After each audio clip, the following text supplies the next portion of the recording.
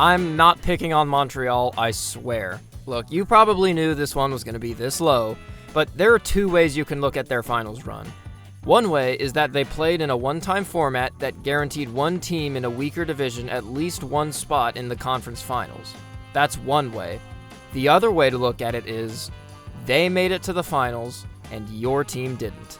And frankly, that's all that matters in the end. The run started with the defeat of Toronto in 7 games that should have neither defeated Toronto nor been 7 games. Then a surprising sweep of Winnipeg, and then the real Stanley Cup Finals that year, a baller series against Vegas that I encourage everyone to go back and watch again. The Canadiens were hopeful at that point, and then reality hit them over the head with a lead pipe. Honestly, kudos to them for winning a game against the Lightning. Everyone in Quebec owes Josh Anderson a beer. And Carey Price. If your team can't score often, or sink the chances they do get, your only hope is really your goaltending. And he offset the Canadiens' offensive deficiencies almost exactly. The last great feather in the cap of Carey Price's storied career.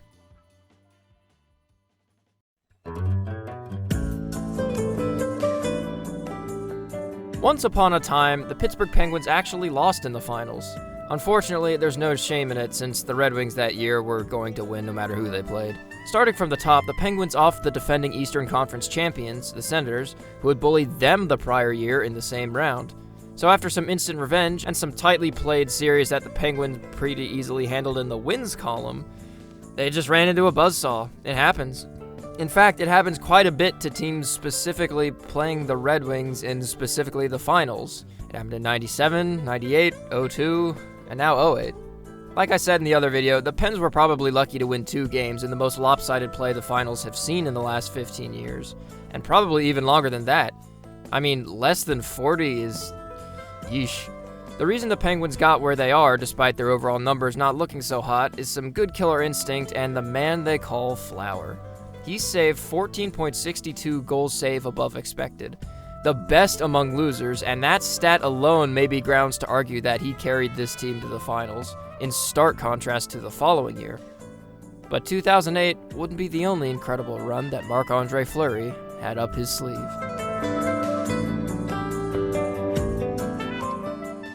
Huh. Really? Now, I can't corroborate this with any concrete evidence, but I think you guys might agree with me. This feels like a scarier run than what the ranks here suggest. Can I use a statistical veto? I think the pedestrian rankings of Vegas in 2018 reflect a very interesting sports phenomenon. An absolutely bonkers crowd and home atmosphere can really trick you into thinking that a game is more exciting than it actually is. And as we were all watching this completely unprecedented run unfold, that novelty and atmospheric excitement coming both at once created a sort of cocktail of stupefaction in hockey fans' heads, making this run seem so much more electric than what the numbers indicate. And to that I say this: unfounded excitement is still excitement. I'd wager that the Kings, the Sharks, the Jets, and the Capitals were absolutely terrified of the Golden Knights in that 2-day lull between series, seeing their speedy, hardworking game and yet knowing there were no holes in it. Well, except that there were. Their play was everything you might romanticize it as in round 1 against LA, but not so much against San Jose or Winnipeg. So, how did they survive that long? Killer instinct? Well, not really, though just about every goal they did score was put away so purposefully that, again, you could be tricked into thinking that, looking at you, Wild Bill. It was actually their goaltending. Marc-Andre Fleury, again, was insane in the first 3 rounds of those playoffs. Cumulatively, he had saved almost 18 goals above expected. If that held, Fleury would have had the best goalie run ever of the last 15 years, winner or loser.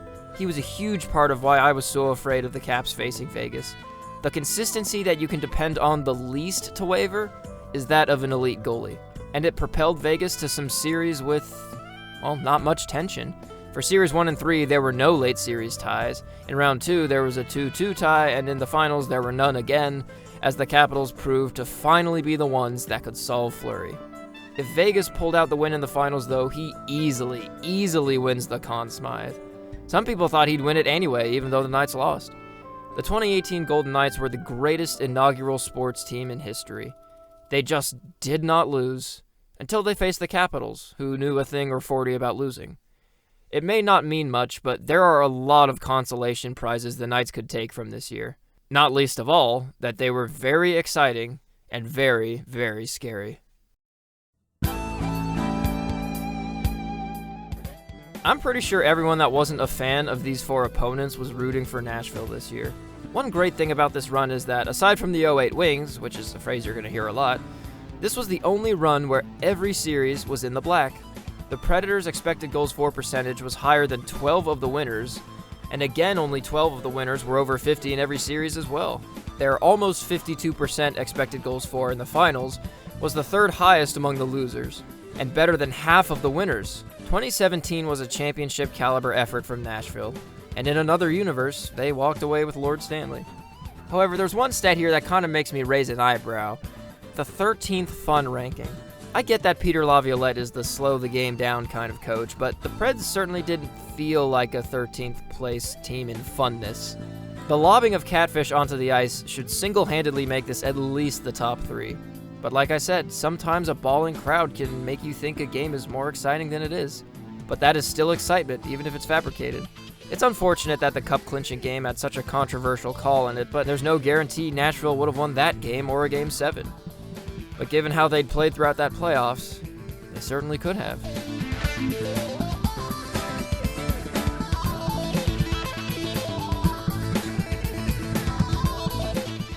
This is the third time the Lightning have appeared in these rating videos, and it won't be the last either. But being the most recent entry, it's important not to forget that context. The 2022 Lightning proved that neither the COVID stoppage nor the shortened season and realignments were flukes by driving all the way to the Stanley Cup Finals that year. This isn't like Chicago, where they made it there 3 times over 6 years. The Bolts were 3 for 3, unprecedented in the salary cap era. But they were almost out of the equation early. Toronto had them up against a wall before Tampa closed them out. Toronto did not choke, I want to make that clear. And then they congratulated their in-state rivals' first series win since before 9/11 by sweeping them, and then pulverized the Rangers. Funny enough, this conference final says a lot more about the Rangers than it does the Lightning, mainly how much they were carried by Shesterkin. Just goes to show, a goalie can carry a team to a series win, and maybe even 2, but almost never 3. In the finals, though, the Bolts just ran out of gas. Colorado was younger, fresher, and pretty darn exciting. There were some really ugly lopsided games here, usually in Colorado's favor, and the Bolts just couldn't give it enough welly. They rank 14th in killer instinct and 12th in tension, which in my unscientific opinion is largely a byproduct of the fact that they were just so used to winning that there was really no room anymore for things going down to the wire.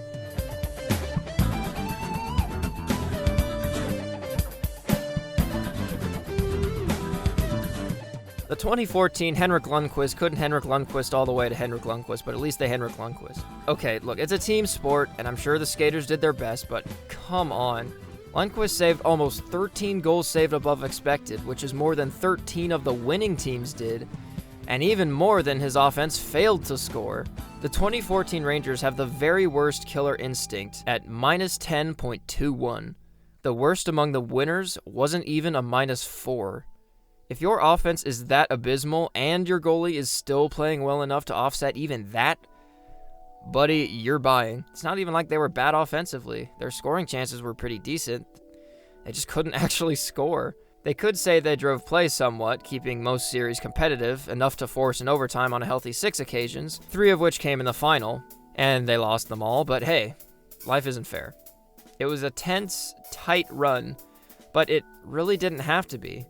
If the Rangers could have sunk their chances with a literal god between the pipes, they very well might have won it all that year.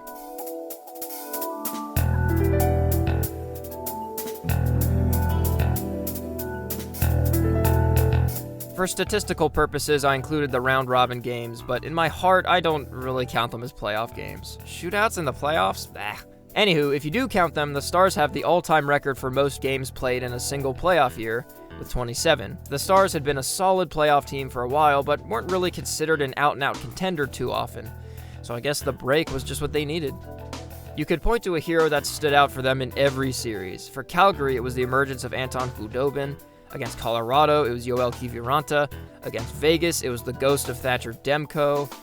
That's a huge reason why, despite being outplayed by the Knights, the Stars beat them in 5. because Demko so thoroughly neutered Vegas' offense that they just couldn't do anything anymore. And the Stars made them pay. And they went blow for blow with the powerhouse Lightning, but fell behind a bit too much, a bit too soon. They were out in 6 in what was quite plainly an especially heartbreaking loss. In hindsight, maybe they were never going to win at all. Maybe they just weren't good enough. Maybe they relied too much on gunning to outscore their opponent in a figurative shootout. Or maybe when, on the stage where it mattered most, they couldn't sink the chances that only champions could. But I, for one, really appreciate the product hewn out of the stillness for the hockey world by the Stars, and by the Lightning as well. I highly recommend giving this run another watch through if you can. Even if you know the Stars are going to make it to the finals, the game in, game out play is really even, and the scoring chances are high enough that it's going to be a pretty thrilling watch.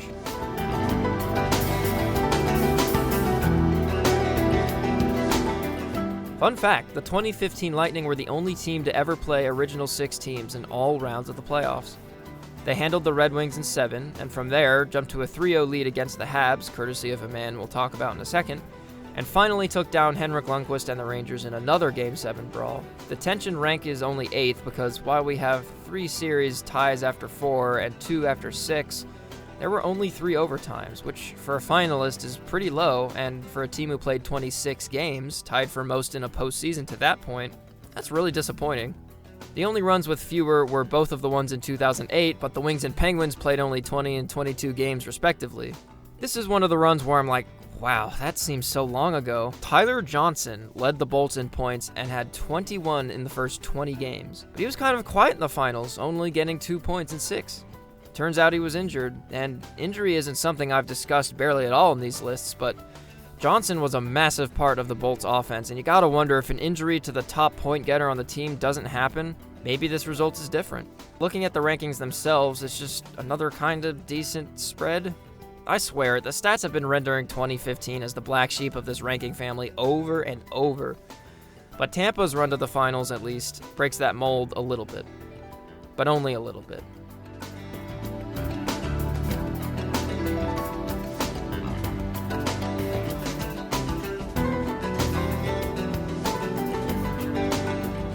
Vancouver's 2011 postseason started off with a timeless revenge story, but it almost didn't. While Alex Nailbiter Burrows' Game 7 OT goal brought the house down and is what is most remembered from that run, it's a Game 7 that probably shouldn't have been a Game 7 because Vancouver blew a 3-game lead. Yeah, they almost got reverse swept up by 3. Chicago opened up Luongo like a cantaloupe in Games 4, 5, and 6. It wouldn't be the only time that year that Luongo wouldn't show up for half a series, but I digress. Combine that with what would have been the 3rd straight postseason loss to Chicago, and the Pacific Northwest would be singing a very different tune about this year. But it didn't happen, so it doesn't matter.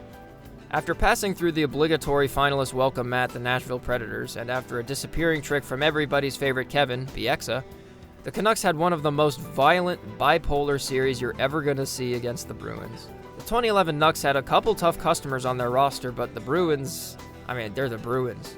The run came down to 1 game, but ultimately, it would just be a repeat of the events in Boston. The cup drought in Vancouver will have to go on a little longer.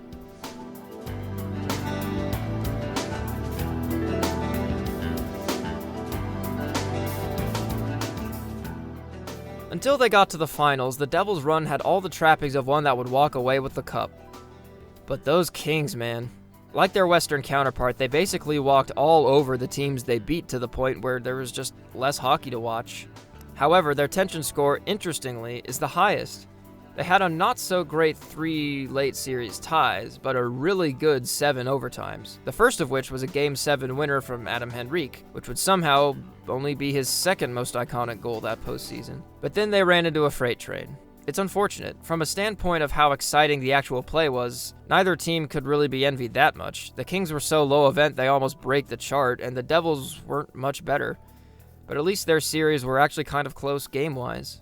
LA was up 3-0 in every series, and the Devils had only 1 lead, 2-1. If the finals was less of a grueling slog, and if New Jersey won, with the series clinching goals and the pair of rivalry series, with Brodeur, Zajac, and Kovalchuk playing through age and injuries, I genuinely believe that we might be looking at this run as one of the finest in recent memory.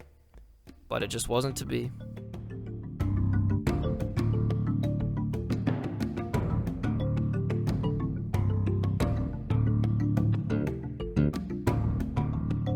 Silly. Hodgepodge. Bohemian. I keep trying to think of one word that describes the 2010 Flyers' run, but it defies all logical classification. To start, they earned a playoff berth by winning a shootout in Game 82 against the Rangers and their bum goalie. I mean, that will probably never happen again. In extra time of the final game of the regular season, it certainly can't happen any later. After dispatching the Devils, Philadelphia went down 3 to Boston, and then came all the way back. Game 7 was actually a microcosm of the whole series if you look at it. So that's 2 exceptionally odd things about this postseason so far, and it doesn't stop there. They played the Canadiens in round 3, who had gotten absolutely pulverized all postseason long. But somehow, halak, they beat the Penguins and Capitals in 7. But their underdog magic disappeared against Broad Street as Michael Leighton, completely out of the blue, or orange I guess, shut out the Habs 3 times, which sent Philly to a face-off against Chicago. And our final ultra-weird thing about this playoff run, the OT Cup clinching goal, which is supposed to be a moment of elation and glorious release of tension, nobody saw it. That will probably never happen again as well. Nothing about this run makes sense. That's fine. Every once in a while, the boring, stuck-up world of statistics needs that red-headed stepchild to cause some havoc and leave us all wondering what the heck happened.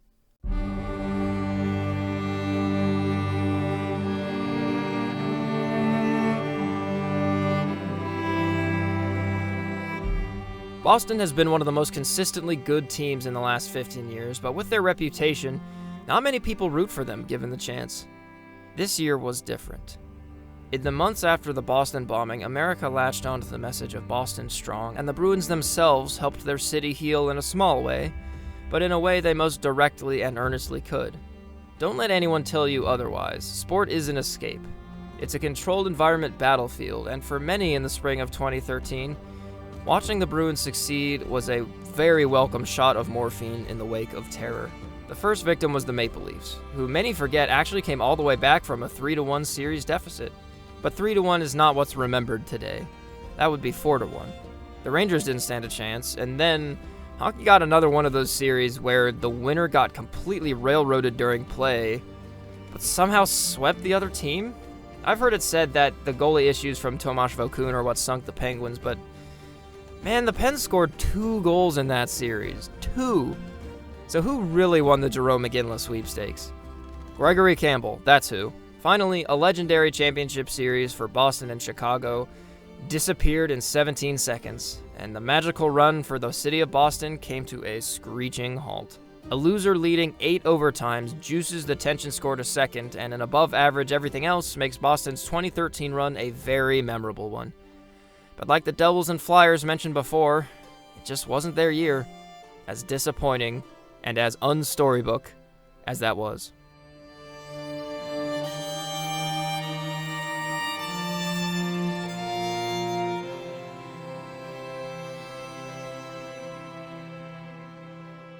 The 2016 Sharks were a pretty likable team, and they practically manhandled the Western Conference en route to the finals, before getting blitzkrieged by Pittsburgh. The finals berth was a long time coming for San Jose, but they just ran into a terrifying team on the wrong year. Despite having the 3rd highest average ranking, the Sharks is the most well-rounded. The difference in the highest and lowest ranks being only 4. The next closest is 7. So there's a lot to like about this run. Not least of all, teal jerseys. That iconic Sharks top 6 was headed by Logan Couture, who had a monster 30-point effort that postseason. That is a championship effort there. But as for the series themselves, they beat the Kings pretty handily, definitely still stinging from that 4-game comeback of theirs 2 years prior, and then a wild back-and-forth series against the Preds, and lastly a heavy, exhausting 6-game series against the Blues. But the thing is, the Sharks were the deserving winners of all of them, and they won in all different ways. Coming out of those Western Conference finals, it would be easy to think that they were going to win it all. Must have made it all the more heartbreaking when they didn't.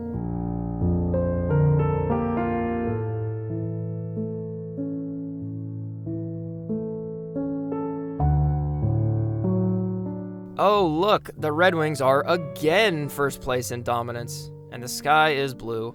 Their rematch with the Penguins in the finals still favored them pretty substantially, but it was still way closer than 2008. Pavel Datsyuk was notably out for the majority of the series, but is that really a reason that the Wings didn't win? It could be, but honestly, it's not like they could have played much better. They were still really great. Speaking of great, backtracking a little, They swept Columbus, then dominated the Ducks, but somehow the series went 7 in an absolutely brutal, bloody war of a tilt that the Wings deservedly walked out the victor.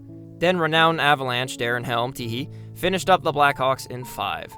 Like 2008, the 09 Wings were so good that there just wasn't much room for series tension, with a pair of 4-game and 6-game late series ties and only 4 OTs. With this loss to the repeat Eastern Conference champion Penguins, a few household names on the Wings would get their last sniff of real glory in the NHL, namely Tomas Holmstrom, Chris Draper, Kirk Maltby, and Chris Chelios.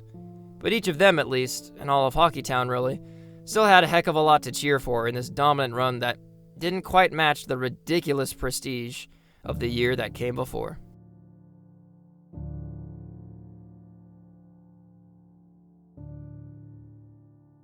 Where's the love for this run? It started with a 7-game tilt against Toronto for the second straight year, then a 6-game bout against Columbus, who did the thing in the prior round and actually made a pretty noticeable dent in this runner-up run as well. So Columbus, while they didn't walk away from 2019 with any hardware, did basically the next best thing. They trounced the Hurricanes and went back and forth with the Blues and maybe should have won, probably. That killer instinct stat is 3rd, so it's not like their chances were wasted.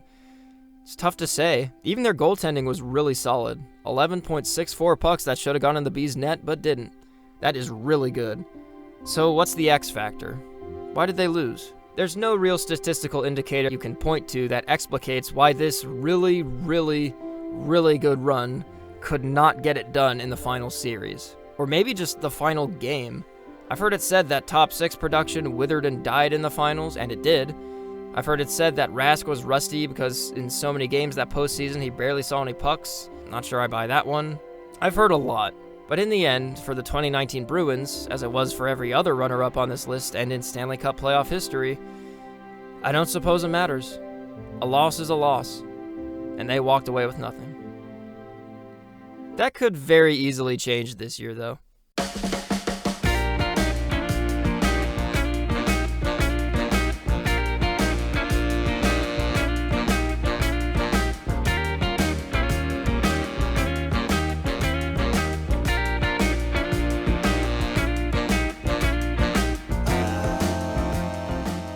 So now for some personal awards, a sort of hodgepodge of consolation prizes for the losers. First up, the Angry Yami Award. It should have been me, not him! Going to the teams who probably deserve to / should have won. The easy choices are the 09 Red Wings, the 17 Predators, and the 19 Bruins. All of them held the lion's share of play in the finals and overall, and of all 12 series played between them, the advantage went to the opponent only in Boston's series against Columbus.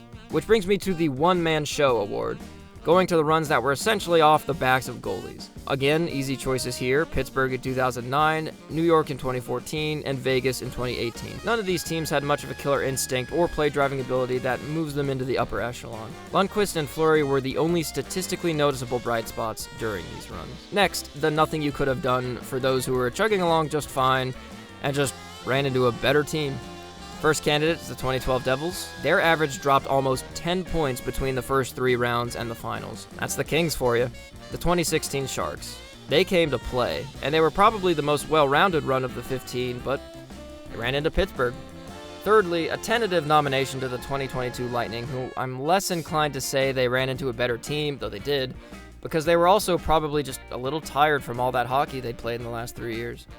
And lastly, the 2010 Flyers.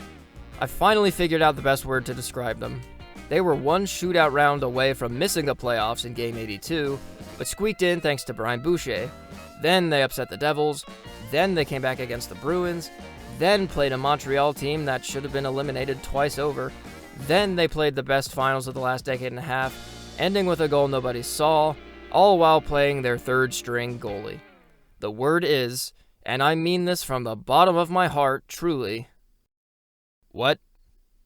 And with that, I leave you. Good day.